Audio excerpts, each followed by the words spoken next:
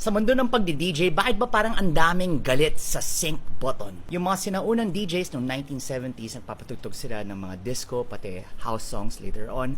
Ginagawa nila is nagpapatugtog sila ng dalawang plaka, tapos manually nila ima-match yung tempo ng dalawang kanta na yon. Ibig sabihin, gagamitin nila yung daliri nila, papabilisin nila yung plaka ng konti, or gagamitin nila yung pitch fader ng turntable para pabagalin o pabilisin yung kanta. So from the 1970s all the way up to the 1990s, this was the way DJing was done. Manually bini-beat match yung dalawang kanta. Ngayon nung na-imbento yung sync, pagdating ng mga mas bagong CDJs pati DJ software, suddenly hindi mo na kailangan gamitin yung daliri mo pati yung tenga mo para mag-tempo match or beat match ng dalawang kanta.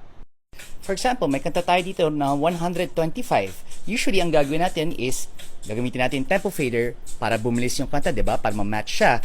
Pero with the sync button, all you need to do is to just press this button here. Tapos, ima-match na siya automatically 125 sa 125. Ngayon, controversial tong sync button dahil maraming DJ ang nagsasabi, pag gumagamit ka ng sync, nawawala na yung actual skills of DJing and hindi mo nahuhone yung feel mo for tempo as well as matching two songs together, di ba? Kasi pag pinindot mo yung botones na yun, automatically, it's done for you.